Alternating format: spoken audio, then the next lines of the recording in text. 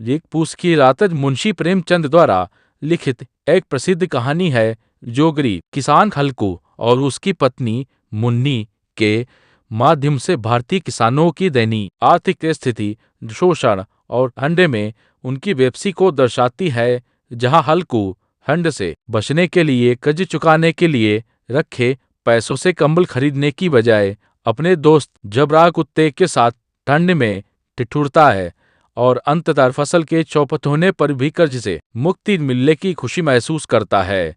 कहानी के मुख्य बिंदु पात्र हल्कू ग किसान मुन्नी, उसकी पत्नी जबरा कुत्ता, सहनाथ कर्ज वसूलने वाला। ये कथानक पूर्व हिंदी महीना की कड़ाके की ठंड की रात में हल्कू को खेत की रखवाली करनी है, लेकिन ठंड इतनी है कि उसका कंबल नहीं है। वह अपनी पत्नी मुन्नी से पैसे मांगता है जो कंबल के लिए रखे थे। मुन्नी पैसे देने से मना करती है गए क्योंकि कंबल के बिना सर्दी में रात बिताना मुश्किल है। हल्कू अपनी जान बचाने के लिए खेत छोड़कर वापस घर आता है और मुन्नी के साथ सो जाता है, जबकि उसके खेत में जानवर फसल खा जाते हैं।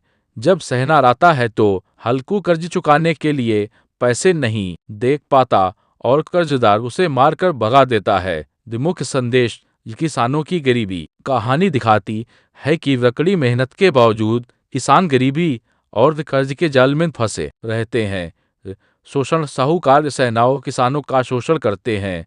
दे कर्ज का बोझ कर्ज चुकाने की मजबूरी में जय किसान अपनी जान और सम्मान तक दांव पर लगा देते हैं। हल्कू की बेबसी फसल बर्बाद होने पर भी हल्कू को एक तरह की आज़ादी महसूस होती है, क्योंकि अब उसे रखवाली नहीं करनी पड़ेगी। यह उसके दुख को और गहरा करता है। कहानी का महत्व पूस की रात सिर्फ एक कहानी नहीं, बल्कि भारतीय ग्रामीण जीवन और किसान मजदूरों की व्यथा का मार्मिक चित्रण है जो आज भी प्रासंगिक है। यह कहानी किसानों की पीड़ा और व्यवस्था की क्रूरता को दर्शाती